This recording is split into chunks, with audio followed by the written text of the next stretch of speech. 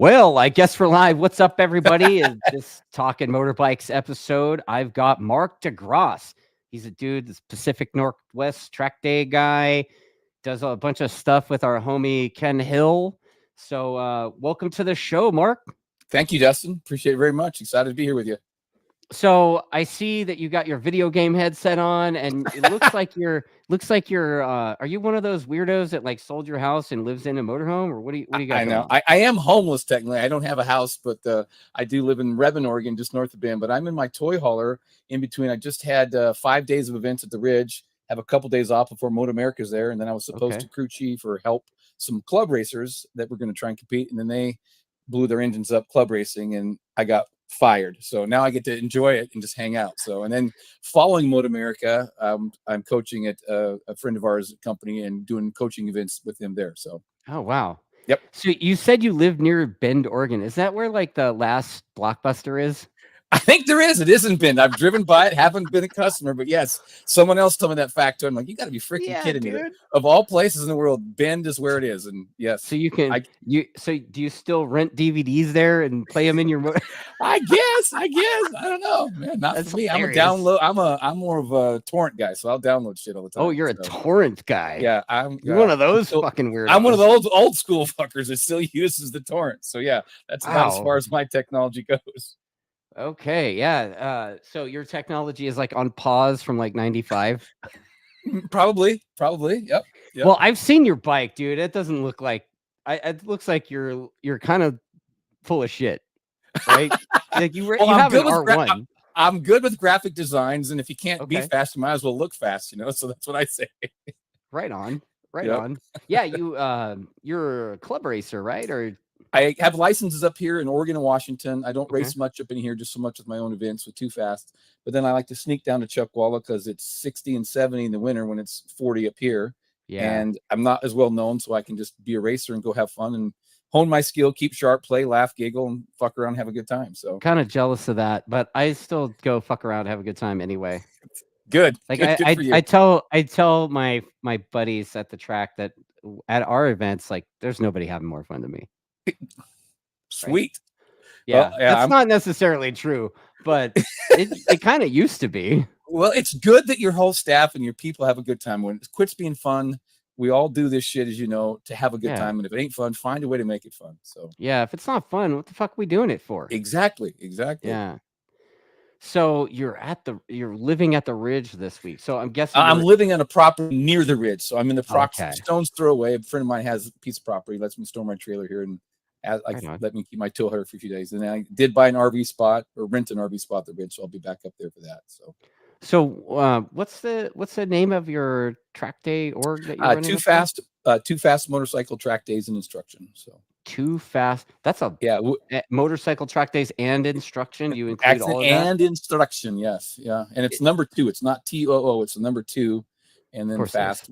Yeah. So. I mean, dude, mine has a Z at the end of the day. It's good. Like, well, when we started it, we're thinking, well, how, we're all a bunch of newbies, never done much with this. And like, how do we get ourselves listed first? And we started going down all these names. Like, hey, if you put a number in front in the phone book at the time when there were phone books, you get listed first. So nicely, when we just got the Road Racing World Track Day directory, we happen to be positioned first because the number 2 and the F. So little strategic behind it. So yeah, I didn't even send anything to that this year. I didn't either, but you were in there. I noticed your stuff was in there. Yeah, you are. Interesting. Yep. They do their homework on that. I just saw a funny comment and I have to throw it out there. KYT Americas. Yeah. This is KYT America's comment, and they're asking if you're single because you're so sexy. Wow. I know Nathan. Damn it, him. He knows too well. I just found out today that my divorce got finalized. So a couple of weeks ago, I didn't know, but a 4-year-long drug out divorce got to final. So yes, I am. Okay. So well, KYT Americas. I mean, we could make this happen. I mean, sweet. So, how did you get involved in this motorbike thing? That's a really good question. I got involved in racing in 2001. Went and did a Pridmore school.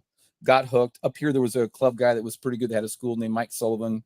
Okay. And second track day ever after doing Jason's, he goes, "You go pretty good. You might want to do this racing thing." And being a typical Type A person, like, racing, we can do that. And he's like, "Yeah." And one thing leads another, drags you to the track. And I jumped in and, crashed my brains out at first and figured out As every we way not do. to do it. Yeah. Figured out and coming from a college football background, you're kind of brave and not afraid of stuff, and quickly realized it takes a lot of technique. So I'm like, I gotta figure out how to do this better, because this crashing shit sucks.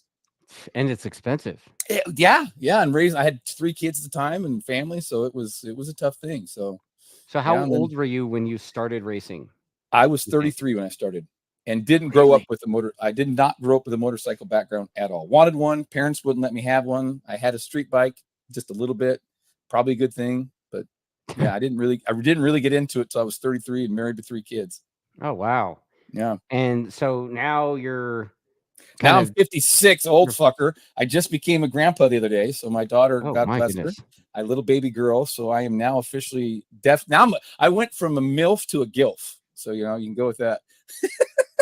Okay. Yeah. There's a comment for you. Yeah. It's like the man version of a G exactly. Cougar, right? Yeah, exactly. Yep. You got it. Yep. Yeah. Good luck with that. Exactly. Yeah. Everyone teases me. I'm like, I'm not mature enough, nor do I feel old enough to be a grandpa, but I guess the man upstairs decided I am. So I'm a grandpa now. So like how many, where do you go? Like where's your, we're pretty much northwest based. The majority of our events ever since the Ridge came online in 2011 have been at the Ridge. Ridge is your home base, kind of. It used to be Pacific Raceways back in 2004 when we started. Okay. But since they came online in 2011, I think I've always had the most events there. This year alone, I have 18 events at the Ridge alone, 33 total on the calendar. And then I go to Pacific Raceways, which is in Kent, Portland International Raceway, which is in downtown Portland. And then we go out to Oregon Raceway Park in North Central Oregon. Used to do them at Spokane when they were open and doing tracks, and the track has changed hand a few times. We haven't gone back there, but pretty much in the Northwest. Yeah. I mean, I was given Corn Dog, John Cornwell on the race team shit, because I watched him. I want to say it was like 91 Formula USA. I think it was Portland that he was racing at. They used to do FUSA there. Yeah. And then there was another one running around where it's like Rich Oliver and Robbie Peterson on Marlboro Yamahas or whatever. That's the Pacific. And guess who else was in that video that won a race there that day? You know him. Dale Keeper. Yeah, Dale won. Yeah, did he blow up an engine on that one? I can't. I just know that here's Dale, and ironically, he was the first coach I had at the Freddie Spencer School, and I took that, and now he's friends and stuff. But it's just funny. Dale's in that video. He's a badass, and you're right. All the marble bikes are out there, and then I think he was on a. I want to say it was a Honda Hurricane, or maybe what early Dale was CBR. on. You'd have to ask him. I thought he was on a 750 Suzuki. No, this was like their 600 race or whatever. Gotcha. And as the race progressed, he you could see the thing smoking, like, and he just stayed out there because he had such a huge lead, and I think he ended up winning the thing. But I think, I'm sure he welded the inside of the cases together. But that's all right. The win's a win, right? It's a W. That's all that matters.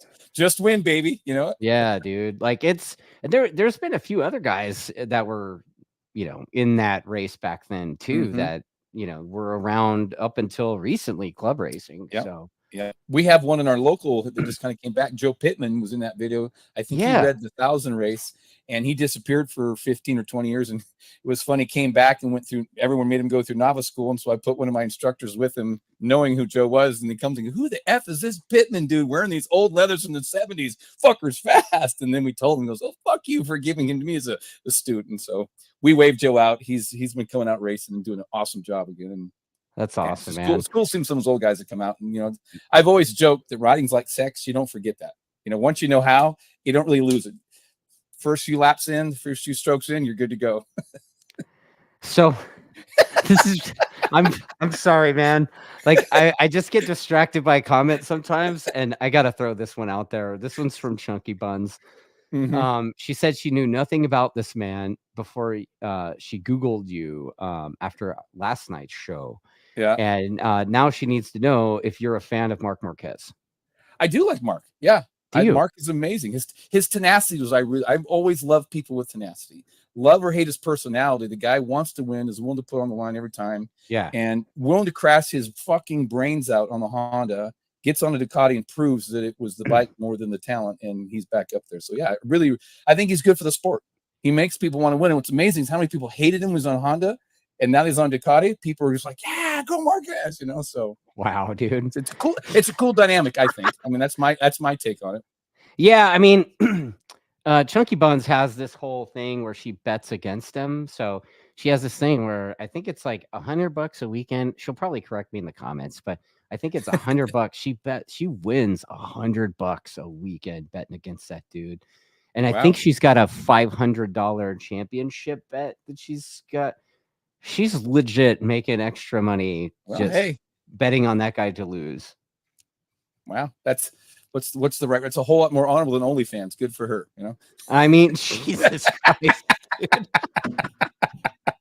That's hilarious. Jeez. Okay, so I got a few people that you might know in the comments as well. Abraham Balderas. Yeah, he's one of the boys. James Gannon. Yeah, Noodle. He's known as Noodle. Green. Yep. Garrick Fulbright. Oh no, not Garrick. Garrick knows too much dirt on me.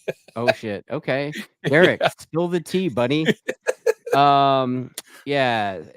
So Alan Rodriguez always is a commenter, but yeah, dude, like you got some local love on the show, man. We put a little publicity out. So yeah. Yep. Yeah. So okay, so you go all of those places. Which one's your favorite one on your? God, I love them all. I mean, I'm probably like anybody. I love being on a bike and riding with my hair on fire. You don't have a favorite though. Like I love that. How do you not like the Ridge? But ORP. The Ridge is awesome, and it's just been so fun being involved from day one when there was nothing there. I was involved helping the track just get all the paperwork. I didn't do anything, but just supported them going to court meetings and stuff to get the county and let them build it. But being a part of that was fun to see. But ORP is one of those training tracks. If you can ride ORP good, you can go anywhere and be better because it throws everything at you. If you think the Ridge has a lot of elevation change, ORP is even more, with not as good a pavement, no straightaway, everything's off camber, blind, and man, you'll be dirt tracking in a second if you're not pointing the right direction. So you really learn at the Ridge or at ORP? No, at ORP. You just really learn to really pick up reference points and be really good with your eyes, which I think translates to good riding anywhere once you go there. So we love taking people there and say, if you can go good here, you're going to be fine anywhere else. Yeah, I mean, I remember. Do you know who Joe Salas is? I do know. Joe used to shoot pictures for me for years. Yeah, Joe for the Riders. I know. Joe. Shout out to Joe. Miss you, man. Shout out to Joe. Yes, love you, Joe. You know, he done fucked up his leg and all that, and he damn near. I don't know if they hacked it off or whatever. The last I heard, they were really close, but he was fighting for it. Yeah, that's all I know. So, dude, and it was such a stupid thing. Like he's in his yard or something. You know what Joe is freaking wheelie or something. Yeah, and he had the gnarliest fracture that nearly cost him his leg. Maybe it was bad. Like I want to say he was like surfing on the couch for a year or more. I think it's been 2 or 3 years, frankly. Yeah. Well, anyway, fucking Salas was like, dude, you gotta come ride ORP, and this was like I don't know, 10 years ago or something, right? And I'm like, yeah. Thunder Hill is a hike for me. I get that look, but once you come there once, I mean, it's funny. I was chatting with Pridmore not long ago, and he used to go there, and he goes, "Man, that track is really good. Again, not the best pavement. It's not terrible. It's just not the best, but throws come on. I ride at Buttonwillow, dude. I don't complain. Well, and I haven't been there, so what do I know about Buttonwillow? You know? Yeah, I mean, and I mean, none of the tracks in SoCal really have what I would call the best pavement, right? I mean, they're all kind of. It's the price you pay for sun. Bitches down there to get all the sun. We get rain and sun, but you get all the sun. So a little bit of crap, but yeah, I was involved in the start of CVMA back in the day, and I remember getting a bunch of. We used to do like R6. Was it the R6 forum or something, or R6? One of those R6 online forum track days. So it'd get a bunch of dudes from up in that area, and they were all like ORP, and this is before the Ridge, obviously, right? Yep. When the Ridge opened, it was like a new level of excitement for you guys. It was huge. It was huge. Yeah. It was such a big track, and as you probably know, Steve Crawford, who designed Thunder Hill, was the designer there. Yeah, and so he did a fantastic job with it, and they've just continually been reinvesting money, making it better and better. And now that Moto America is there, it just gives it a little more nostalgia. Yeah, man, it just keeps improving. Yeah, I went up there. Richard let me be dude for a day a few years Mhm. back, and he hauled up my bike up there, and I got to go and ride. It was just one of my school bikes, like no big deal, but it Mhm. was like being on the track with his two guys, and then the only other people on the track were the M4 guys. That was Wow. it. So it was like, Cool. Private five track day. five riders and me on the Mhm. track, and you know, it was shocking to me, like how much you use first gear at that track. It's like, A lot of us at the club level will gear first gear out so we don't ever have to go through neutral. We'll gear it really short, so you're using second through fourth or second through fifth. I don't know what it's the pro shift guys lever do. position. Yep. Yeah. Being an attack guy or whatever, we use first gear. Like, Good. Well, you guys have what, the non-neutral transmissions, or the I everything is don't. up? I don't. Come on, man. We got to talk to Rich then. If I'm we the got to get poor you dude. some special parts. Come on. Dude, I don't get special parts, and that dude doesn't give anything away. Well, he's a businessman too. Like, we're homies, but we're not that homies. You know what I mean? Like, Gotcha. I'm not There's on a the boundary free then. shit from Richard train. That doesn't Good happen. for you. Although a lot of people think that, but it's So not that's true. the assumption. Yeah, but I Like, hear you. Richard Good for does you. not hesitate to swipe the card. Yep. Yeah. Well, you have to in this business. Sadly, there's not a lot of Yeah. profit. Yeah, I mean, of course. And Y- when I'm in that zone, when I am racing and taking that serious, then yeah, dude, it's like my bike lives Mhm. there. So Yep. yeah, just spend the money, Dustin. That's what it like. Come on, bro. He's Like, I'm poor. Come on, Barry. right. Yep. Yeah, dude. I don't have all that fancy, neutral lockout stuff, but Yep. just you can move the shift lever to make sure you get solid back shifts. So Oh yeah. Yep. yeah, I need to get Richard a lowrider helmet for free parts. I don't think so. Dude, Richard's not into lowriders, man. That dude's like he's like super conservative. There's no way. Like, he's not down. He's like, yeah. And I mean, in that guy's world, like, everything's gone up in price. So like, he's had Yeah. to raise prices. And even I don't know if he's raised prices at the rate that his manufacturing process is raised up yet. And you see that everywhere. Everybody that Oh. makes the parts. I mean, even Luke with the Core Moto had to raise Mhm. his prices on wheels. Even Everything is going up. I've noticed Yeah. that this year. I've had to raise my prices, and it's just everything goes up. Most of the customers, we're lucky. We live in a very the second most high tech area in the country, and we get a few complaints. For the most part, people are happy to pay it. They're happy to be at the track. So it's just the way that we've gone lately, and with the current economic situation, you got to deal with it. Yeah. And again, we love it, but it ain't charity. We got to make money. Got to make a living. Got to put food on the table. That's the thing some people don't really understand. It's like, dude, when you have the same kind of price for a long time, and your insurance basically over a period of several years more than doubles, Yeah. and your ambulance kind of goes up every year, and then all of a sudden your track expensive goes up as well. It's hard to keep charging $200. You can't. Yeah. It took me a while to figure it out. I didn't want to be the $1.99 cheeseburger of Trackdays. Yeah, dude. You're thinking, give them a good deal, and then at the end, it attracts a budget-minded consumer that is going to nickel and dime everything. And you'd rather have less people that are willing to pay a premium and have more open track, and they'll support your vendors. Your vendors want to come out. Everybody's making a little buck, and that's a huge benefit. Dude, it's like, I think I've heard this before. Like, if you have a $100 track day, you're gonna get $100 customers. That's what I've heard.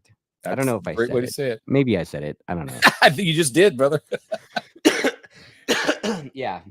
Yeah. I mean, there's been some of that over the years out here. I'll talk shit. I'll say names. I don't care. But years ago, I want to say like about 15 years ago, there was these guys that were claiming to be a charity nonprofit or something. That's what they were saying. And they started doing stuff crazy, man. They would go and do like $50 days. $50. Like, they would go to Buttonwillow and have, like, I don't know, 300 people there for $50. And it's like, how come you guys aren't charging $50? I'm like, well, because I got to pay my damn insurance. fuck you, man. Fuel. I gotta make some money. Yeah, exactly. Yeah. And then, there was another guy that came out, and this was when I was still at Willow Springs, but that dude kind of got in and was doing events like he basically somehow ended up with a mirror of my schedule. So if I was on one weekend, he'd be on the weekend before. If I was on a Monday, he'd be on the Friday before. You know, if I was on the Friday, Piggybacking he'd off be on the your Monday before. success. And so Yeah. what that guy did was he went and like kind of basically took our price and lowered it by like $30 or $40. So and then eventually it got to where he was only like $5 less, but it was still less.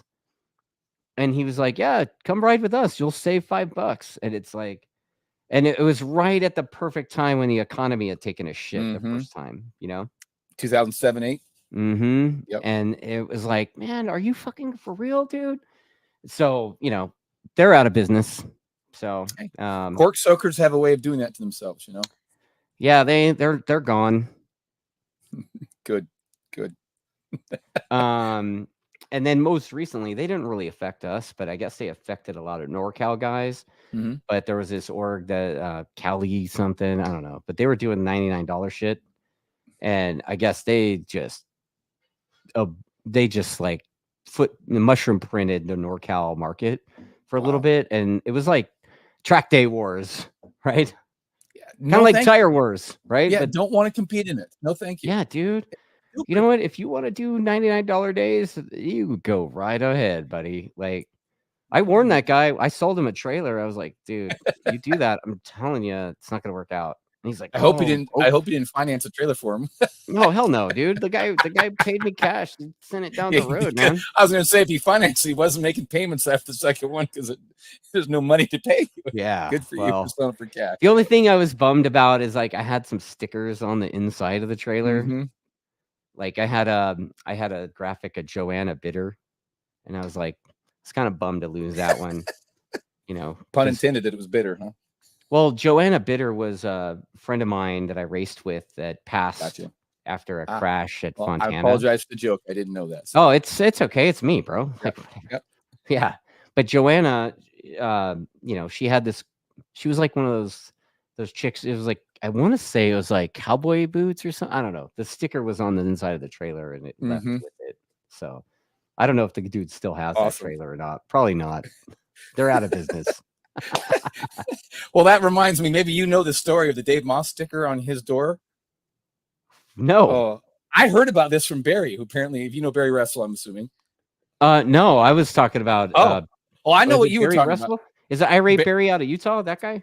No, Barry's out of the Northwest. He's an Olin suspension guy that works for the Motor America. Oh yeah, Barry. Okay. Yeah. So he put there was a sticker. Apparently, I didn't see it, so Barry sharing it. Put a sticker of Dave Moss and thing, and then went up. And I put like a cigar or something sticker, and then it wouldn't come off. And it was supposed to be a joke to come off, and it couldn't come off. So Dave just left it there, and for years didn't know who it was. And finally, Barry told him, and Dave was kind of mad. Funny story. We were all friends and stuff, and so yeah, I thought you knew about it.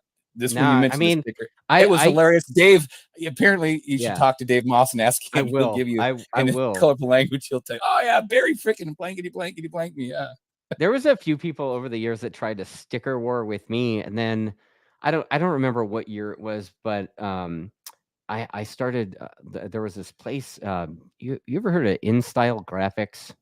I've heard of them, but never dealt with them. Yeah, I don't know if they're around anymore, but back in the day, they used to do all the Supercross shit. They always, I mean, you would go and you'd buy a die for like, let's say $200, and the die would be like the shape of your logo, and they would roll over, and you could like, as every time they'd roll it over, that was like a cut on the sticker sheet, right?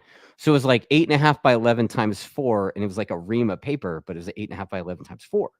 So you fit this size, little size, So I'd give the guy like however much, and I would get like 15,000 stickers every order. So I was like, dude, you don't want to go to sticker war with this guy. Dustin's loaded. Locked and loaded, baby. Fuck around with the sticker war with this guy. So, that's sticker wars. Well, yeah. I'll try and sneak a Too Fast sticker on your trailer someday, and we'll start that battle, and you'll win it. But yeah, I don't know. That motherfucker, he got one on my trailer. Damn. Well, now it's like the trailers all have wraps on them, and that shit costs money. And it's like, dude, don't fuck with my money, man. Like, come on. It's kind of disrespectful to. Well, speaking I'm of the that, kind I've of heard guy. I'm like petty as shit. So like, you try to sticker my trailer, I might cut your throat. wrap your windshield. You know what Yeah, I mean? Like that's where fair I enough. go. Yep. Like I go to 11 right away. Full retard right there. Yeah, Yep. 100%. Yeah. So, your track days, what do you have, like 2 groups or 3 groups, or you We do do like private? three all of our days. We usually do a 3-group format. Sometimes we do the Fridays before the OMRA, which is the Oregon Club, and WRMA, which is the Washington Club. They're actually their days. They hire Okay. me to run them for them. They do a 4-session format, Okay. but at our own days, we do a 3-session format. Okay. Do you Mhm. do like new racer school type We stuff do to a get a couple of those a license? year. Okay. Yep, we do that a couple of those a year. Usually our first event of the year, we always do a whole session for the new racers and then have that. So we do 1 or 2 of those a year. Oh, that's cool, man. Yep. Like Yep. I used to love doing new racer schools. I kind of you told me earlier and you didn't realize that I had sold my stake in CRA, but Yeah, I didn't. Yeah. dude, I used to love doing new racer Aren't those schools. fun? Yeah. They are, man, especially when you see improvement in people and Mhm. you see how into it they are, But where I'm at now, I'm just like, you know what? I'm kind of okay with not doing them. It It's like there's a extra give and shit take I to it don't have all. to print Yep. out, extra stuff I don't Yep. gotta bring. I don't have to pay a guy, like Mhm. it's a bunch of positives in my favor to not do it. Yep. Not saying I won't do it. I'm just saying right now Yeah, don't put I'm kind yourself of in a okay. box there, bro. Don't do that. No, I don't, dude. Yep. Yeah. I think it's fun So though. What I think is so fun is seeing dudes, and as you know, at the club level, you get kids all the way to grown ass men to dudes in their 50s and 60s coming out first time, and just to see the excitement that they can go do this, yeah. have fun, they actually get to compete. And I think that's something that's lost in our society is for people of all ages to compete. And it's so Yeah. fun for them to go out there and have fun. And whether they're battling for last or first, it doesn't matter. You're battling with somebody, and that's the cool thing to see.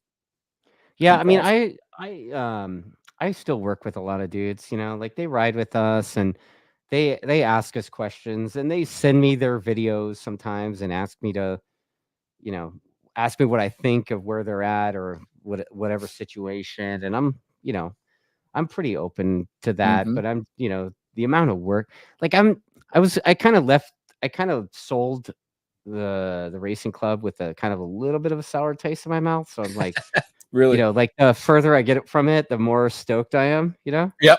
Yep. I get it. So, Well, that means it's a good time to do it then. If that's what you did and you're oh, feeling that way, that's a 100%, good time. 100%. Yeah, it's I see what happens. I see what's going on. Mm-hmm. I'm stoked that CVMA club has Oh, gotten as just gnarly as it has. it is so Um, popular. when I started that thing, it was like me and a buddy, Michael Gugis from Road Racing World, actually, Oh, really? and I know I his kind of, name. I don't never met yeah, him, but I know Michael his and I name. kind Yeah. of started Oh, and cool. ran that thing originally, and Yeah. like all the tech and like we were the first club I think in the country that was doing qualifying for every class. So that's pretty cool. It's something I helped build is still going, and they've become like a powerhouse in the Well, state. and you know this, it's the only place in the country that people race in the wintertime. And Yeah, you collect all the California guys and people from across the country come there and race. And it's a pretty damn yeah, competitive series. You get a few Moto America guys that show up. So you got something to measure yourself against. And there's always competition. That's what I love about it, being yeah. down there. I mean, it's so rad that like Corey Alexander's family, Yeah.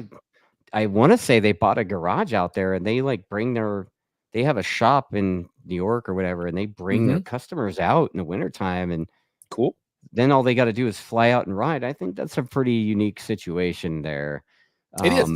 AFM, super strong club in California as well. It's NorCal based. Mm-hmm. So it's a very competitive space to be in California. And so as fun as it was, I'm like having Ready to be done with the stress. pretty good time riding my bicycle in the wherever for hours on Yep. end. Good. But Good. what's a funny thing you've seen at your track day? Like, give Oh me a God. story. One of the Give worst. me And like, is this it is tech? hard. Is it ambulance? What is it? No, it's definitely ours. Ours just happened just a couple of years ago. Was a corner worker. I've had red flags, probably like you have for everything, air Yeah. flights, or everything. I've never had a red flag for a corner worker simultaneously with an air lift or air flight. We had a What? dude at ORP one year. it's a pretty thin population base to draw quality people from. So the owner of the track, or the manager of the track, was rating one of the turns, like turn 11, come over, turn 11, come over. They get some binoculars out and they're scoping him out. The dude is slumped over, not responsive. And so we red flagged the track.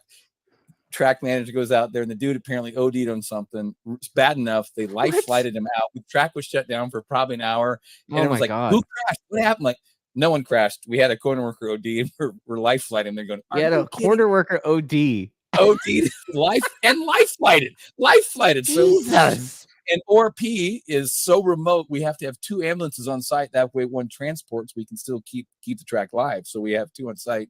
So yeah, there's ambulances, everything. That was probably the weirdest, most surreal thing that happened. And it's not the craziest thing, but that was to have a corner worker shut down. Track manager was so apologetic. He gave us an extra hour at the end of the day, made it up to us. But yeah, that was the most absurd thing we have, I think. Yeah, that's pretty absurd. I mean, I've had a few absurd things myself. I'd love to hear what, dude, like this guy I'm talking about, he's passed on, the guy has passed since then, but we're at Buttonwillow. This is like, let's just say this is a little over 20 years ago. I've been doing this for a minute. So, we had a track day going on at Buttonwillow, and all of a sudden the track action stops. And I look immediately up at the tower, at radio for the tower, nothing. The guy is missing out of the stand. But he had called for a red flag over his radio, I guess, before he left. Dude, he left and he was gone for a minute. And he comes back and he's like, oh yeah, I had to take a shit, whatever. But like he had beer on his breath, dude. Like, oh wow. Like he left down to 6-pack of Diet Coors and then was gonna go get back in the tower. And I was like, bro, you're fired. Like, yeah, give me those flags, bro. Sorry. Here's your last paycheck. Peace out. Wow. Like, sayonara. And then ambulance stuff. Like, we've had weird ambulance stuff. Like at Streets at Willow, we had one where they were like the paramedics inside were doing it. And I don't that brings a whole new. They were like, it was like before OnlyFans kind of doing it, That brings a whole new definition to shaggin' wagon, doesn't it? Yeah, dude. Like, if it comes to knocking, but like, bro, it's a red flag, and like somebody needs your help. We need help. Like, it's like, could you pull out and like help that guy? Exactly. Pull out and stick this person over here with an IV bag. Then you're like, bro, man, wow. Yeah. Then the other one was like this was at Buttonwillow actually, this years ago, and we're like, yeah, dude, that unit, and no response. We go over there, and the one guy's in a uniform in the driver's seat, passed out, sleep.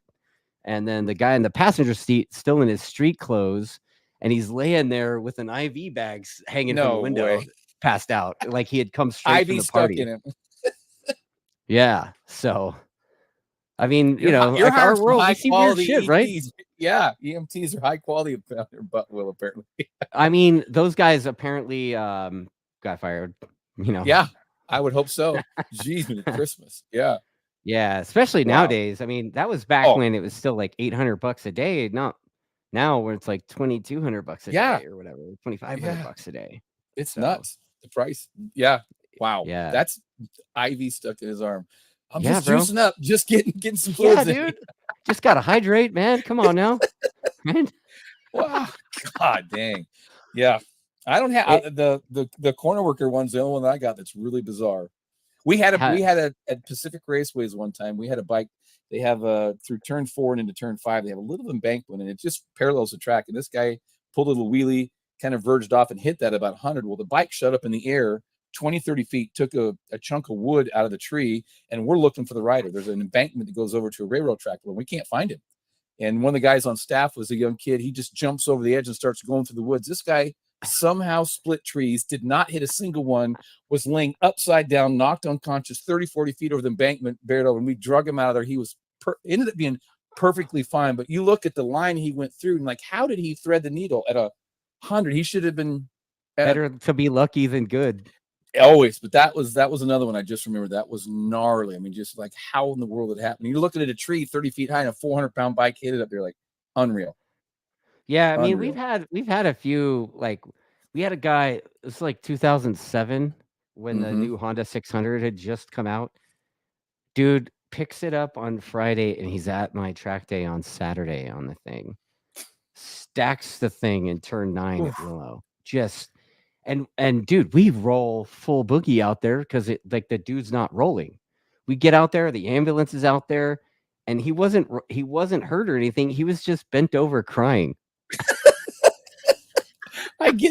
I shouldn't laugh. I've done the same damn thing. You know, it's like I've been there. Like, I just spent a month building this damn bike and I destroyed it in 3 seconds. Yep. Yeah, dude. Yep. We had another guy. It Willow Springs. You know, a lot of people got hurt there. I mean, it was the place was so fast, and you know, if things went bad there, it went really bad. And you know, we had a guy. He, you know, his arms are sore, right? Mm-hmm. And he just unzips his leathers. They pull him out of, dude, both his arms fractured, and he was like a T-Rex. Oh my gosh. Yeah, bro. And he's like, ah, like, I don't know. Like, yeah. Tried a hard time not laughing. It's like, I mean, it's wow. We used to, you know, I used to do a lot. We used to go and pick up the crash. We used to not pay a crash truck guy. Now we do, but like back in the day, it was like part of the role as the track day crew is we would go and be a crash truck guy. And so it's like, oh, hey, dude, where's your pit? And he's like, it's right here. I've done that a lot, but never got that answer. Wow, that's a good one. Yeah, you knocked your melon there, bro. yeah. So tell me about this Super Pole thing. I've been seeing. God. Like, are you the guy? Like, what's the whole like? You win money at a track day? What is that? You can now officially win a track day at Too Fast. So yeah, we were sitting brainstorming. I'm sure you guys have at your track days when the super fast guys want to go ride, even if they're riding the expert level, they're going to piss people off. They're going to be a cheese grater coming through people. Like, well, how do we alleviate this? How do we make the experience for everybody pretty good? So like, well, let's have a special Thunderdome session at the end of the day. That's basically, if you want to enter this, you got to run a certain lap time, and don't bitch and cry if someone passes you close, because it's, for the fast guys, essentially a race qualifying session, even though it's not a race qualifying. So we established that, and then dudes being dudes, like, well, mine's bigger than yours. I'm faster than you. I can, you know, so that's where Super Pole came from. So then we started talking about this, and we did it a couple times, and it worked out fine. People are like, oh my God, you're going to put money behind this? People are going to crash their brains out. No, I've done plenty of race practices and crazy. People are just fine. Most of these guys are all racers, if not ex-racers. They're going to be fine. So we got Two Wheel Dyno Works to put up a little bit of money. It was a local tuning shop up here. They gave us a pretty substantial amount of money. We could give $100 away from a win, $50 for a second, and $25 for a third. And we did it for a year and didn't have any crashes. It's a time attack? It's basically self-reported lap times. I recorded on a whiteboard. Most people, as you know, have. Well, you know at your days who the fast guys are. If some dude you've never heard of before shows up and goes, yeah, I just did a lap record page. Like, fuck you. No, you didn't. I know who. I know the top 5 guys. Oh, I know wow, bro. You just did a 46? Wow. Yeah. Dude, I was doing like 2 flat and I passed you. Yeah, exactly. So you gotta, I mean, we do the honor system, but it's worked out great. So we have guys bring the lap time in. I don't care if they have on the little button on the dash, they click, or they have some on the wall. I don't want a timing system. And so they just come in, I ride on the wall. And then one of the guys that usually wins, his name's Galen Cook, has nothing to do with Cook Champagne, but he loves Cook Champagne. So I said, do you mind if I tell people that you're associated with Cook Champagne and you're sponsoring Super? He goes, absolutely. So Cook Champagne now sponsors us. And so we give away a bottle of champagne and have a little podium. I build a backdrop for it. So it looks pretty freaking cool. And I turn into Michael Buffer. You know, I get in the microphone and I'm like, okay, we're going to Super Bowl, and try and hype it up as much as I can, you know, and bring them in. I'm a derelict. I totally derelict, have a good time with it. I think it's awesome. And it ends up being fun. And we've had some track day dudes that get up there and I'm like, have you never jerked off before? Do you not know how to pop a champagne bottle? You know, and it's just this fun, goofy stuff. But they pop a champagne bottle, we give money away, take a picture on it. And I try and do a social media post every one. And it's turned in, we've done it for 3 years now. We've attracted Bridgestone, Dunlop, Pirelli, and Michelin tire contingency. So they're giving certificates away. KYT has jumped on board giving certificates away. I give a little discount certificate away for the track day side of things. And so it's just been kind of this fun little thing that we do. And all we do at the end of the day is shorten the sessions from 20-minute sessions down to 10-minute sessions. It's a half-hour Super Bowl. And so if you want in, you got to get a special sticker. We're not allowed on track. Matter of fact, we just did a Ken Hill masterclass event. So he rolls up. He goes, I'm going to go do a suit pull. And the girl goes, I don't see a sticker. He goes, do you know who I am? She goes, yeah, you're fucking Ken Hill. Go get a damn sticker.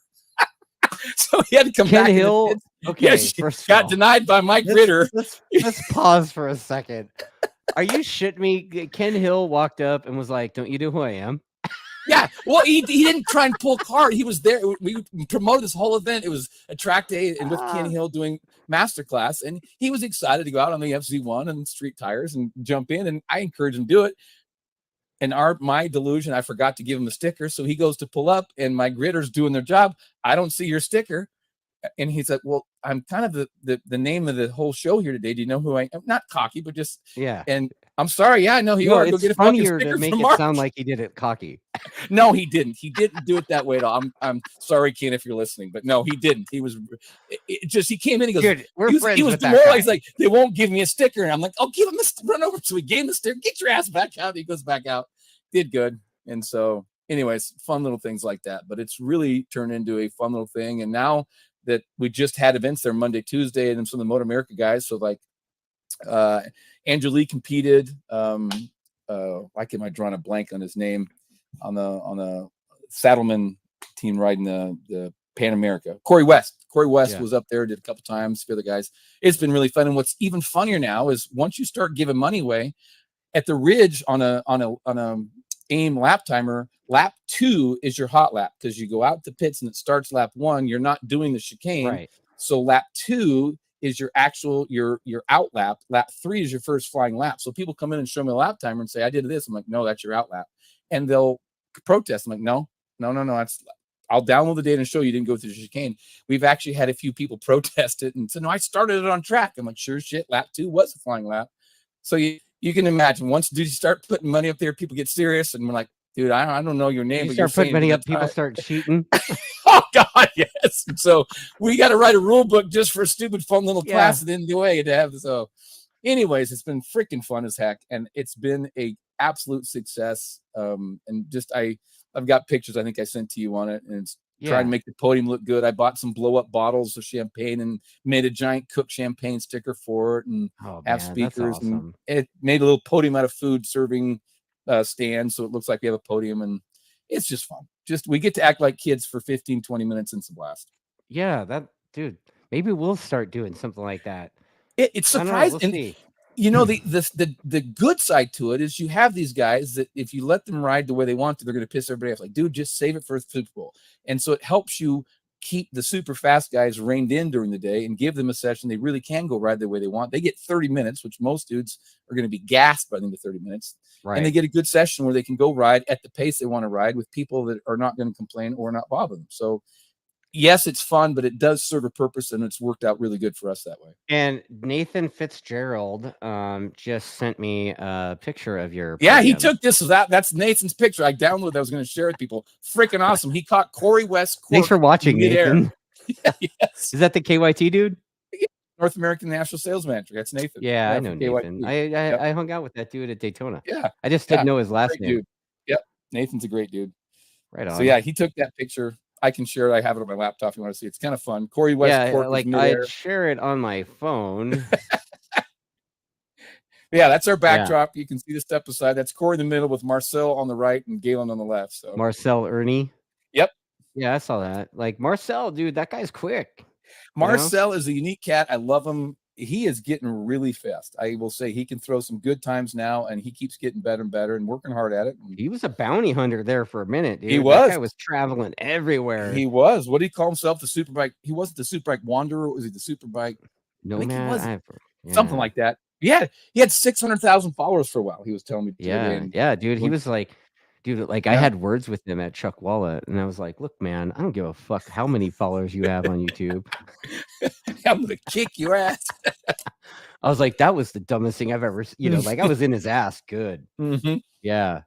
Yep. And it's so funny because you see, like, he had a video come out, and like you see me walk up to him, and then he's like, yeah. And then that was like, it cut out the part where I was like, look, fucker, like. Well, Marcel has been ahead of the production, he is a good dude. He's been ahead of the production envelope for years. He used to put a camera on his foot, I think, actually GoPro on his foot and dangle it so he'd have that view. We would try and kick it when we came by him. At that time, he wasn't quite as fast as he is now. And so he's always he'd be doing videos where he's talking into the camera. It's amazing the pace. And he's in the race and he's like, come on, guy. Like he's in the corner behind somebody. He's like, come on, guy. Yep. Yeah. I've asked him about that. He goes, I don't know. It just feels natural to me, but he does a good job of that. Yeah. Oh man, it's so funny. Oh, Ty Bankford's sending me pictures of your Super Pole thing. Yeah, he was on it. He came out and borrowed my my coaching R1 and freaking put it on the top step in the wet out there on a monsoon day at the Ridge. So yeah, Ty's a good guy, and he's been on the Super Pole podium. Yeah, all the BPR guys have. I guess he's gonna go. I guess he's gonna go race Stock 1000 this weekend. Maybe you should help him out since you got. I'm available now that my dudes have blown their engines up. So. Yeah, so I'm sure. I mean, I'm sure a guy like Ty could use the hand. So, not saying. I'm just saying. My hands are not so smooth, so he may not like it. You know. Well, actually, he prefers it that way. That's what I heard. Well, that's Yeah. Pretty boys do like it rough, huh? I wouldn't know. Yeah, dude. So, Ken Hill's been telling me about his masterclass thing for a while. Like, you want to elaborate on how that goes? Yeah, it's been, like I told you when we're kind of preparing for the set that I did some of his Motopilot classes in 2017 and 18, and we struggled we made a little bit of money, but didn't just hit him out of the park. And he came up here and worked with another track organization, was a partner with Track Time for about 5-6 years, and established a lot of that up here. And then Alan and him split up, and he wanted to do something a little different, I think, and just had a difference of opinions where to go. And so since we'd worked him before, he offered the opportunity to do these masterclass schools, and we're like, sure, we'd love to put some more on. And so it's his teaching methodology. And so we do a full 2-day event with Ken coming in and basically being the rock star for the day and coaching in there. The first one we did was just 2 classes in one day. We're an advanced group and a beginner group. He didn't get on track.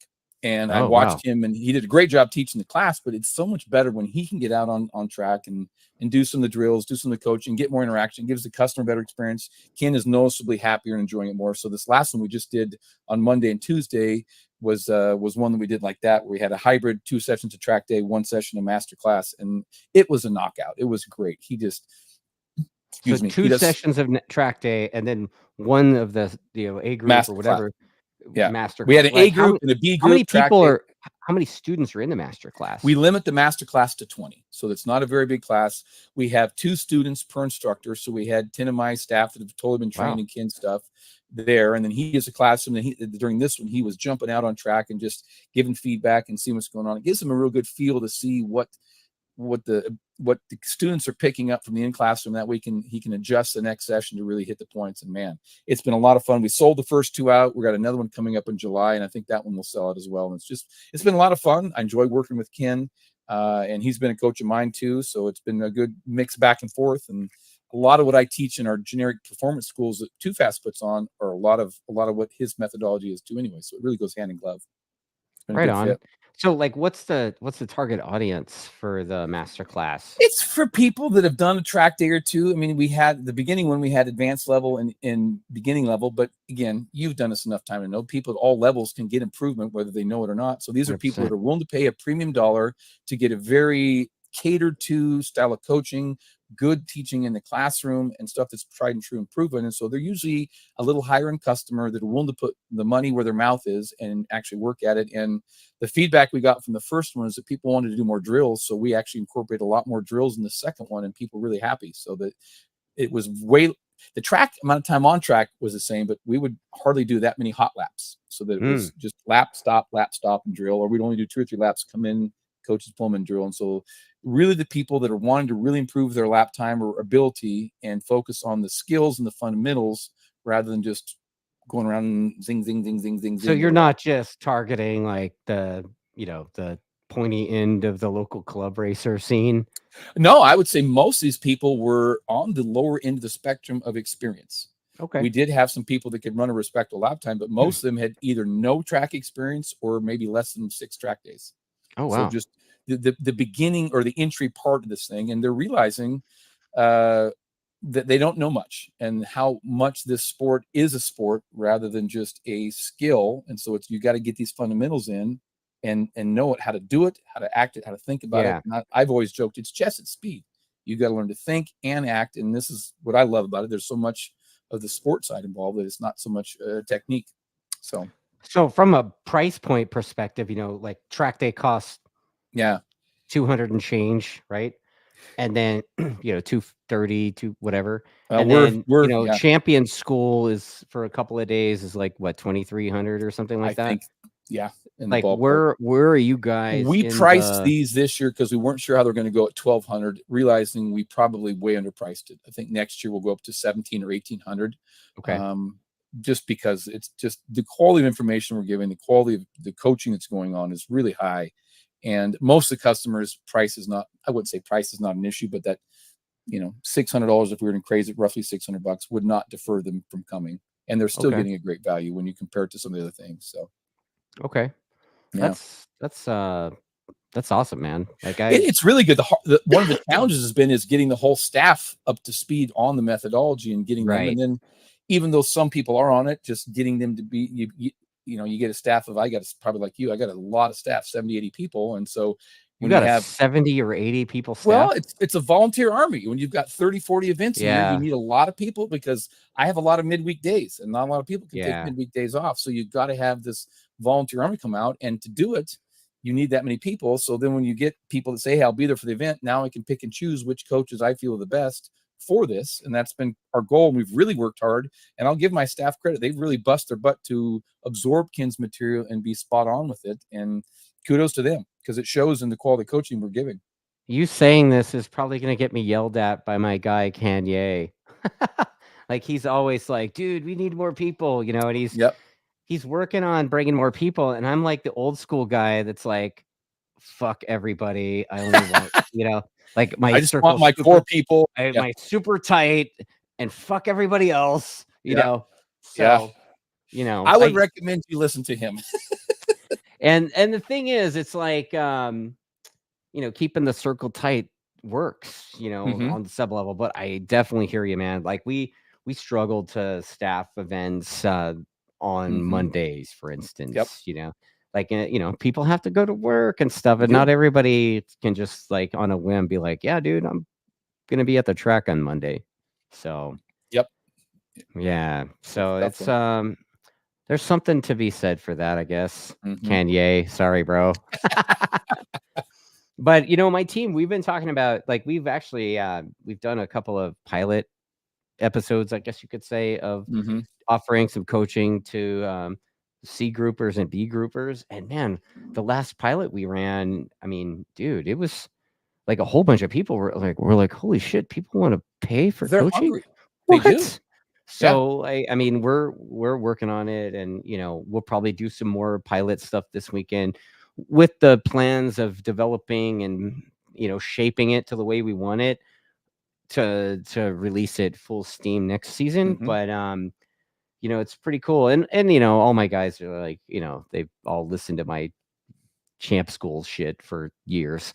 So that's kind of where we're going with that. But I've talked to Ken about doing master something. I was champ school. I just got 3C certified last year, and friends with INASH and stuff for years, and through the program. And it's essentially very similar paradigms, especially if you know Ken's history and Nick's history and all that with the Freddie Spencer school and going through. Dude, I was the guy Yamaha sent me to champ school. I don't know, like 12, 13 years ago. And they're like, hey man, something's going on over there. Like, I want you to go over there and take a look at the school and report back to us like where they're missing, And I'm like, yeah. So, sure, I'll go. Like, I'll fly to Utah and do 3 days at Miller, hell yeah. And I did. They weren't lacking anything on in the class. Their big lacking was marketing. Their social media presence was pretty trash back then, and now, dude, they're like on fire, man. Like, dude, every time I look at the internet, it's like, oh look, here's a new thing. Oh, okay, so it's pretty cool. Well, Keith Culver and Chris Perez, all that new energy, and Isaiah, all those Yeah. people brought so much new energy. Did you to it. It call was fun. Chris Perez? Paris? I butchers. Sorry, Chris. I don't know him that well. I got to know him. Went through this last few That's times. okay. Like, Paris, I mean, Paris.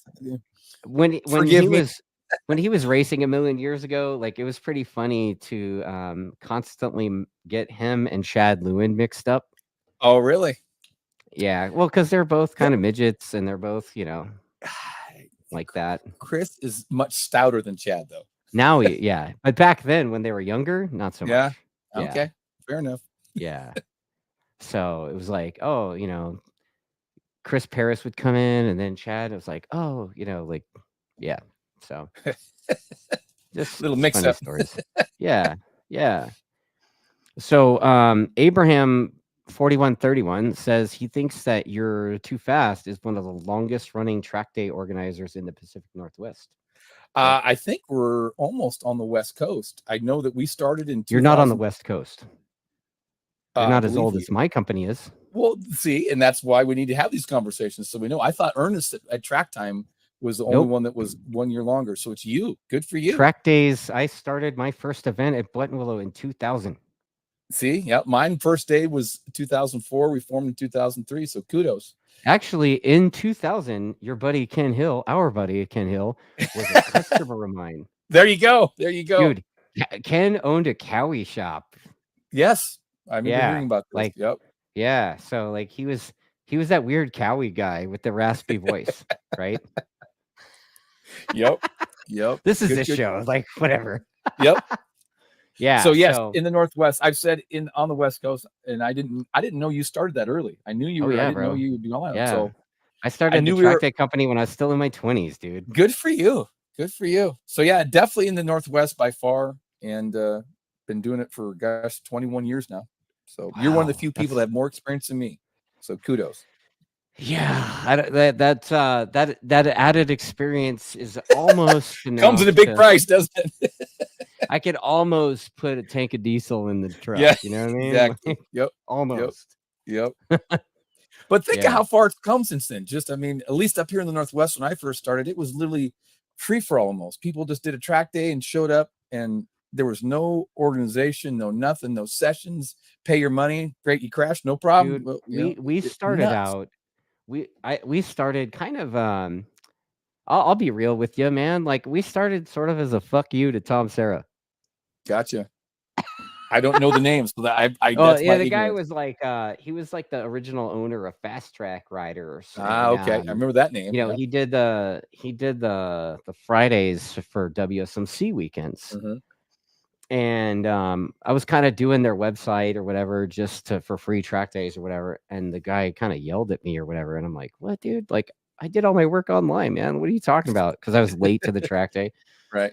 And so I'm at the Essex House Pub, which is now an old folks home in Lancaster. And we were at the Essex House Pub and, you know, on a napkin, I was like, yeah, F that guy. We're going to do it like this.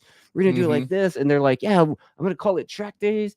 And the guy's like, and my buddies are all, yeah, like with the Z, like Dazed and Confused. And I'm like, yeah.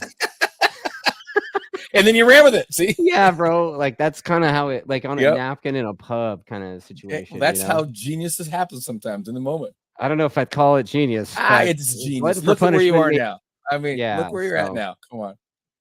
What, 24 years for you? If my math is right. Yeah, I mean, that's pretty damn good.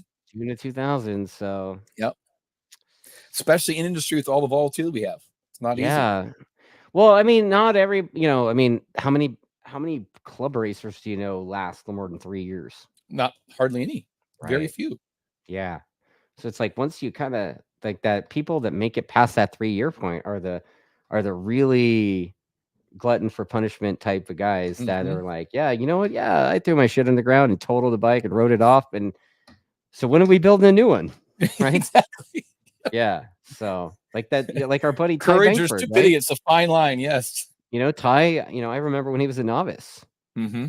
So, you know, it's pretty cool watching people that have kind of come up through the program with us and watching them do nationals and, you know, guys like, you know, the BPR guys, right? Like Bryce Prince, dude, like I, you know, sponsored that kid when he was like 14. Yep. What a small world, isn't it? Yeah. It's pretty cool. Like, have you worked with the kids that have come up and turned pro? A few. I can't. David Kolstad has done a couple races at the AMA level, done Okay. pretty well. He came up through the ranks of us. John Gessner, a young kid that came back. I don't think he's done any pro races, although he could qualify for a Moto America race he wanted to, but not a ton. I remember JD Beach was riding at my track day. I can't say that we worked at him, but I had footage of him on a little RS 125, and here I am going down the front straight of Pacific and leaving him. And then he'd all of a sudden be on my ass somewhere else, and he was 10. And he's a Northwest kid. Now look at him, what he's doing. It's awesome to see. So not as many as you, but I've had a few. It's just fun to watch them come along and wow. Watching the kids, it's like they kind of come and go. Like we've had there was a kid, Owen Ritchie. I know the name. Yep. Yeah. Like he was teammates with Brian Perriott one year. Mm-hmm. Nick Moore. Don't know that name. Yeah. See, like Nick Moore, a talented kid. And then, kind of, let's see, Dave Sanders. Again. Yeah. But then I've hit my head too many times. Then we had Benny and Ryan Matter and, that whole class of kids come through our program. Mm-hmm. Like I did a deal one year where I gave all the racer dads, Tyler Linder's dad, Michael Gilbert's dad, Jason Aguilar's dad, who else? I don't know. There's like 4 of them, and their dads. Oh, the kid whose dad looked like Rick Moranis was Ben Truslow. So they all I gave their dads an epic deal to get them to come bring their kid more, And so all of those guys came through the program. Benny Solis, dude, Benny, and I didn't even know the kid. I just knew his dad. Like his dad was like, "Hey, pork chop," Pork so he would ride a 125 at my events and just rip. Yep. And he came up to me one time because I guess he was following me. He couldn't get past me at streets, and he was like, "Hey, pork chop, you go pretty good for a gordito," Because I was like, where did you get the name Pork Chop? Were you a little chunky then or something? I was like 240 something back then. Oh wow, okay, so you were a little girthy. Yeah, nice. I was riding like a Cowie 636. I had one of those like white trash goatees that went down to here, like the little, like the Anyway, so I had that going for me. And I don't know why he called me pork chop. He called me pork chop for years. Like even at Chuckwalla, he still called me pork chop. But and that was Benny's dad, or whose dad was that? That was Ben Solis Sr. Oh, Ben Solis' dad. So when he brought Benny out for the first time, he was like, I don't know, he was like 11. And we're like, yeah, bro. And then all of a sudden, like from 11 to 12, our insurance changed a little bit. Yep. And it like all of a sudden, I'm telling Benny Sr., and I'm like, hey man, like we can't let the kid ride. He's like, you tell him then. You tell him, pork chop. So I had to go and break this kid's heart. Oh, I was like, dude, I can't, I can't let you ride, man. It's insurance and this and that, whatever. But I mean, it was like that. We had Cam Bobier. Everybody was like, man, who the hell is that? Who the hell is that little kid on that, 125 or whatever? And I'm like, I don't know. Burr, burr, burr, burr. Like nobody could figure out how to say their name. For his name. Yep. Yeah. So it's pretty funny. It's fun to see it though. When you see him come through, like I remember winning. And then probably then you were racing and you're on track with him. Man, the guys are getting good. What do you won't be long till they're kicking my ass. Like, okay, and then fast forward to like a couple of years ago, I'm on my R1 out there, fucking Kayla on an R7 just Yep. I'm like, okay, God damn it. Been humbled. Yep. Damn it. I'm officially the old guy. Yep. Yeah, it's pretty funny, man. But working with people, it's cool, right? You're watching people progress. Yep. So what's obviously you've had some weird stuff like in the pits and all that, but like, have you seen any like weird tech things? Like somebody rolled up with a bike like super not ready? No, I can't. I mean, I can't think anything off back. Nothing clip on with a bend in it and rust. No, I've seen a couple bikes roll up without a back rotor. Okay. What do you do in that? What do you do in that case? The racer in me says, what the fuck's the problem? How many times do you use the rear brake on track? I'm like, but I know the insurance of me and the attorney is going to fucking like, you can't let you on track, bro. But I get it. Yeah. Unless you're off grass, unless you're off track, you're not going to need the rear brake. So for most part, so you're kind of thinking that like, how do I defend this in court? Unfortunately, I've been through 2 lawsuits, and the Have lawyers you? pick you apart. Oh yeah, terrible. You've been tried Terrible. on for size I have, twice. yeah. Yeah, Really? it's not fun, and it's the attorneys love to grab anything that, as you can imagine, gross negligence, anything that they can just run with, and it's the most absurd things. The most recent one we had that they were talking about passing, and well, he didn't signal to pass. Like, bro, we're at a fucking track. They don't have signals, but Right. and they're trying to make these arguments, and it never They're went to trying to trial. apply street They rules are, to the they racetrack. are, and they just don't know because they're assuming that the jury or the people, the judge deciding it's going to be ignorant of it. And yet, Right. all you got to do is show them one video that usually the customer themselves shot of a previous track that they've been at, Right. and they go, "This is what this guy was doing and came back to do it again. Do you think that we're at fault?" And everyone's like, "Oh my god, Yeah. So I mean, we've been tried on for size a couple of times, and usually what happens is we send them a copy of the waiver, and then they go mhm. away. I wish that was the case in my 2 Were you cases. in They were Portland not. by chance when that happened? I don't think I was. No, we had a death at Really? Portland, and I didn't hear anything on that one. Unfortunately, You had a death at we had a Portland. guy that they say, and never will know, he went into turn 6 and aimed right at the wall and hit it himself. And so his dad, I think, thought he committed suicide. He was going through a real bad time. I was expecting that to be one of the worst things. We never heard any lawsuit out of that at all. That was very lucky. But So was that the only fatality that you've had? that's the only fatality we've had at our day in 20 plus years. Yeah. Yeah, I've had 2. Yeah. Not fun, are they? One of them was gnarly, dude. It was like in the Mhm. pits in the morning, Ooh.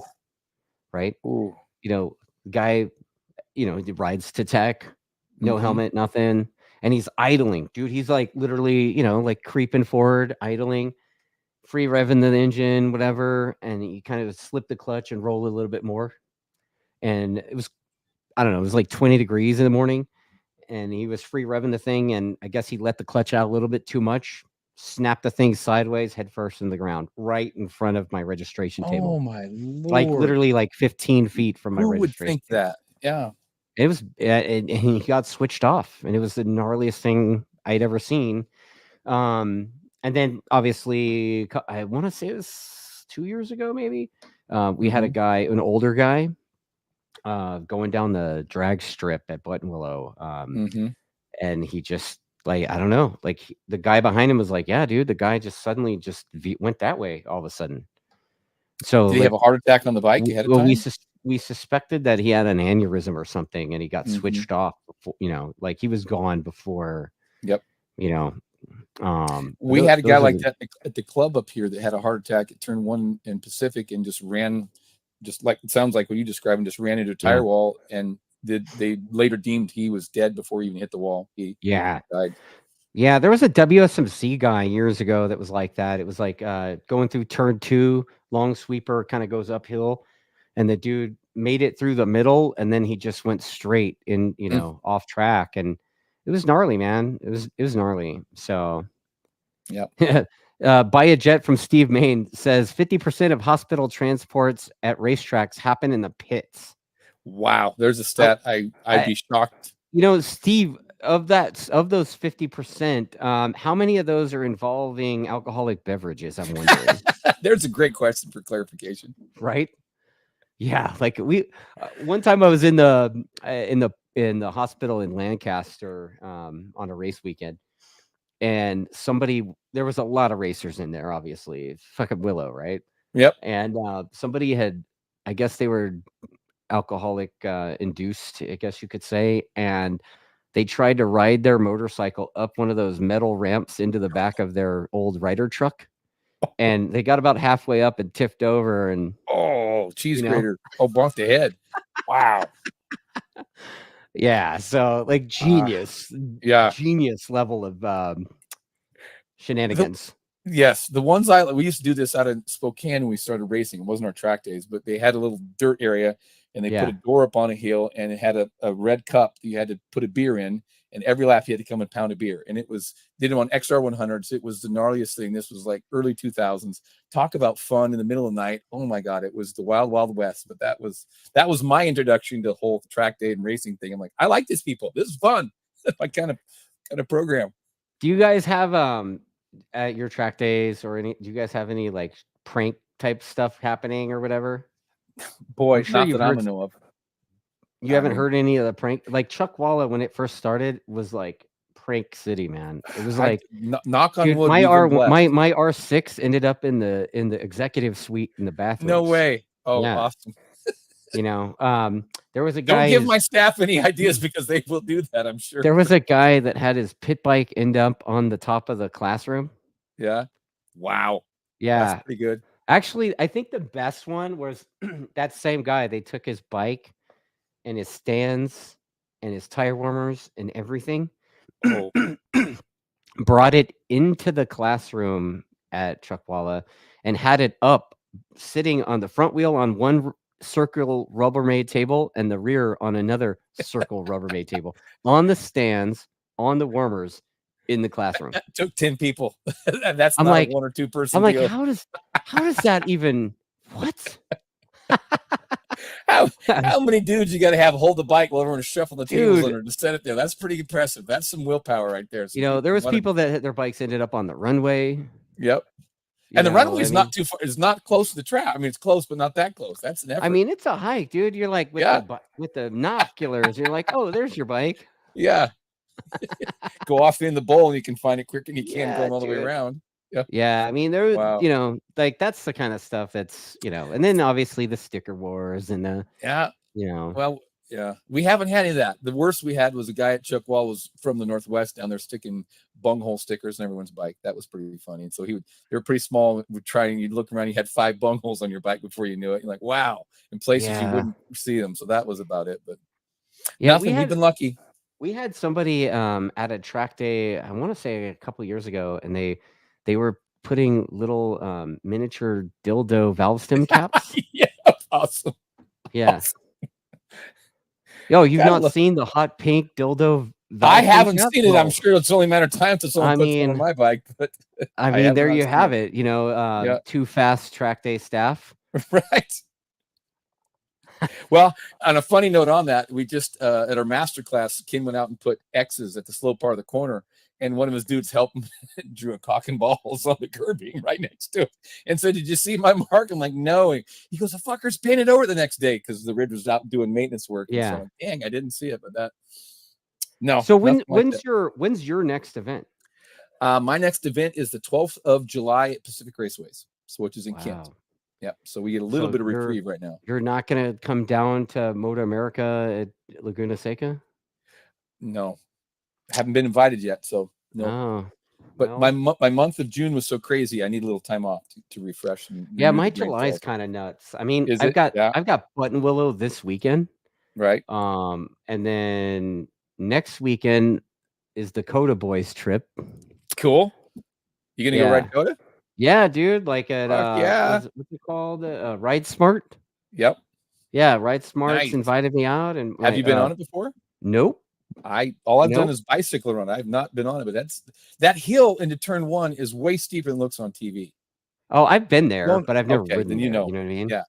Like I stood on the grid last year holding an umbrella for the champ, you know? Sweet. And I'm like, my shoes are kind of melting. Like legit. Like they were like bubbled up after that. Mm-hmm.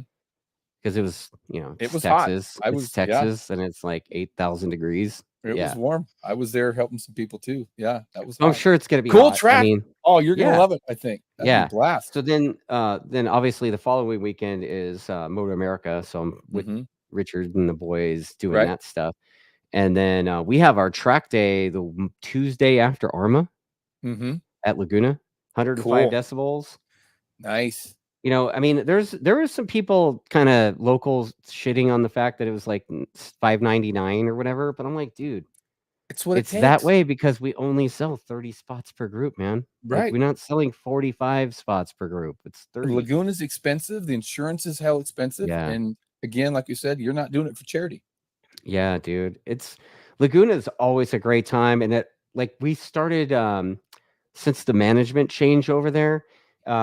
They've gotten quite a bit more receptive to motorcycles. So it used to be the person in charge over there, whenever you wanted more than she offered you, because basically we'd always get the shaft and they're like, here, we'll offer you a 90 decibel day. And I'm like, dude, my microwave ding is louder than 90 decibels, man. Like, come on, dude. I can fart louder than that. Yeah. Yeah. So, you know, and anytime you offered more money or whatever, they were like, no, you know, but now they're like, yeah, pay us more money. We'll give you whatever you What need, happened? man. Because I'm curious of what happened. Was the management that changed, or did the whole ownership of Laguna change? Because No, that's the obviously county different still now. owns the racetracks. It's just who's Right. running it is Gotcha. different. And they seem, at least in my perspective, they seem a little bit more welcoming to motorcycles, except for the whole COVID thing. Like that was a weird, you know, but since COVID, it's been like pretty Good. all right.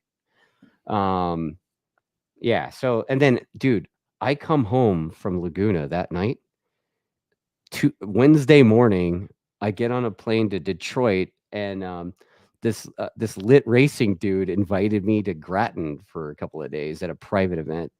So I'm gonna like fly my gear bag and shit to Detroit. Nice. The rock So star it's like, lifestyle. Look at I'm you. like, Cool. bro, like literally every weekend is In July. Yep. yeah. Well, you know, like whatever. That's been how my June is, so I get it. But Yeah. someone's got to live the dream, baby. At least it's you. Well, okay, let me ask you this. Being real, like, have you ever thought about quitting? Like, have Of you course. ever like, Who man, doesn't? this is a pain. Yeah, right? Yeah, of So, course. and it's like every time I feel like I'm about to quit and be like, you know what, this is dumb. Because it kind of is. Like, it doesn't like it never is gonna pencil on paper, right? Not really. No. So every time I'm thinking about quitting, something like this happens. And then the next thing you know, I keep getting invited to shit. And I'm just like, wow, okay. Yeah. Well, Thanks for watching the show, buddy. You Right. know? Exactly. So, exactly. I don't know. Well, and We'll on see how top it of it, goes. I love what Ken says and Nick says. A lot of these guys say this. We have the coolest fucking sport. If you actually get on the bike and ride, all that excitement and exuberance comes out again. Like we're one step below flying a fighter jet. Just, you know, it's so cool. And you get on tracks like Laguna and the Ridge that have a lot of elevation change, and it's the closest thing you're ever going to be to flying something or having that kind of acceleration and deceleration and have fun. So for me, man, that always just lights the fire every time. Oh, totally. So I love riding motorbikes. I mean, look, I love the bicycle too, but dude, there's nothing like the R1, man. There's like, nothing. Yep. So I think that's something you instill into your staff, you instill into all the customers. Yeah, dude. And like when I joke at Super Bowl, I turn to Michael Buffer. That's part of it. It's just make it fucking fun. We have the cool sport. People have a 9 to 5. They want to come to track and have a great time, even if they don't hit their lap time records, even if they can't do XYZ. Make it freaking fun for them. This is their happy place. If you want to get yelled at, just go back to work. Exactly. Right? Yeah. Dude. Yeah. We're here to high five you, chest bump you, grab ass, flip some shit, kick you in the nuts, call you a fag, send you out the track and have a good time. You know, it's like, whatever, have fun. But that's the way I grew up. I'm sorry if that's dude. correct, but I knew dudes like don't apologize to me, man. Well, I'm just saying it's the world we live in nowadays. Someone will probably bitch at me, but I don't care. Man. Like, but the world I grew up in, if your buddies weren't, you know, pantsing you, high-fiving or hazing you, giving you shit, they weren't your friends. That's the up. It's like the best thing you want is to go on track. I think that what you're describing is a Generation X thing. It's not a Generation X. I think that's absolutely that's a whole other subject. That's just true masculinity, unabashed masculinity, which I am in love with. Not in a weird way, in a good way. And I am not shy about exhibiting it. And it's part of the fun. It's the track. And whether you're male or female, and be able to have that excitement of the track is the fun, and don't ever take it away. And you got to let that out somehow. I apparently I just got invited to a Too Fast day. There you go. Sweet. Come on up. Yeah. Bro, that's a hike for me, man. Yeah. I mean, you know what it's like that when you go ride someone else's day and you don't have to do all the paperwork. You don't do this shit. You just come ride and play. Wow, this actually is fun. So yes, come on up. Be our guest. I would love to treat you to one where you don't have to do nothing. You can hide in the corner. Scheduling. Yeah. But yeah, dude, we got plenty of bikes. Just show up. Yes. I'm going to that lit racing dudes deal. So I'm going to check that out. I guess, dude, it's like private day at Grattan. There's 15 riders per group. You know, there's only one. It's private day, 15 riders total. And it's like, they're like, yeah, man, we even have an R1 for you. Even better. See, I'm like, sold. Sold. Yeah, I'm there. Yeah, man. It's, cool. Have you ridden Grattan before? Because I have not. Nope. Yep. Don't know what to expect. Even better. I'm going to go there with an open mind and maybe walk the track in the morning, maybe, and figure it out. You know, it'll be fun. Yeah. You know, the brake lever thing. That's, you know, I have to carry that safety blanket with me everywhere I go. You know? That's what it's for. We accelerate with the Panda brake, right? Isn't that how it goes? Right. And, Yeah, Carlos saying he's going to remind himself of all of that under the Buttonwillow heat wave weekend. Oh, it's gonna be hot down there. I mean, I think it was hotter last weekend. Come on, Carlo, don't be a pussy. Yeah, and I'm being told I will love ORP. Like, thanks, guys. Thanks for watching this, man. Like, Yep. you know, so let's get to the comments, man. Aside from Corey, let's see. Yeah, great sport. Thanks to have Mark and in the comments. Okay. Laguna Seca worries him on customer service. I don't think so. They're pretty, dude. Their Laguna's switched on, dude. I'm telling you. Good. I got an email from somebody today. They're like, "Hey, we're the new stack bar guy. We have this." You know, they're pretty proactive. It's dude. nice when a track appreciates their and you being the one renting it. That's nice. Too many tracks don't do that. At least my experience, they just take you for granted. It's like, man, who does? Too many tracks when I first started took you for granted. Didn't value. I mean, we're spending $5,000 to $10,000 a day to rent the track. It's like, you know, show us a little respect, a little courtesy. Right. Why don't you make it nice for us? It's like we're dude, not your redhead stepchild to be here, and you're gonna tell me how to run my day, dude. Yeah, serious? Yeah, exactly. Yeah. Let's see. KYT says that you there's a senior driver sticker on your bike. That's one to find out. Apparently, I got to look for it. Yep, I'll have to look for it, snap a picture, and send it to Nate. Yep. Let's see. Something about visiting. Yeah, people are taking notes right now for pranks. Okay. See, I knew it. Yeah, James Gannon said he was taking notes for pranks. Good. Yep. Yeah, man. One of my bikes will be on the roof here real soon. Like somebody, Abraham saying that your name's Superman. Is that Superman? Is that you? No, I've never used that name. No. I don't know. Maybe I'm wrong. Maybe he wants to show me something later. Perhaps what that means. Who knows? I mean, yeah, maybe. No. Anyway, so dude, thanks for coming on, man. Thank you, Dustin. Thanks for wasting your time with some. No, this is a good laugh. Good shit for an hour and 20 minutes. It was good, especially someone like you that's been longer than me in the industry. Which I hate to say it feels like it's hard to find anymore. But you're one. Good for you too. Yeah. Hopefully many more. I don't plan. I mean, I'm gonna keep doing it, man. I mean, you know, like I said, glutton for punishment. Yep. You know, I try not to hemorrhage dough too much. That's why I got out of racing. Yes, that's a quick way to burn money. Yep, no kidding. Yeah, but it's still fucking fun. It's so freaking fun. But I'm not really out of racing, you know. Like I'm just out of being part of government, so to speak. There you go. To quote Stefano Mesa, you know, don't want to be part of government anymore. Currently, not ruling it out in the future. You know, I've got a few ideas that I've been tossing around, but the economy has to be in a better place to try to do those cool things. I love racing motorbikes. It's the greatest thing in the world. Just right now, I'm just kind of okay not racing right now actively, you know? Yep. I get it. So what so who do you want to give a shout out to or thank or a sponsor or first things is just my whole staff with Too Fast. You guys have put up with me for years. You guys are a fantastic staff, and we couldn't have accomplished a lot. Corey and Kim Green. Corey was the one that helped set this up, and my operations manager and his wife are just fantastic. Really helped me do a lot of stuff. A big shout out to KYT Americas and Nathan, everything he's done for me. And I love being a dealer for them. Love their helmets. I think you are too. Me too. Yeah, I was going to say, I think he sold me on it because of what you were doing with it is what he told me about what you're doing. So yeah, big shout out there. And Sage at Cascade Tire and Racing and Pirelli Tires, man, just a huge support for me and what he does with his whole program, coming to the event and everything.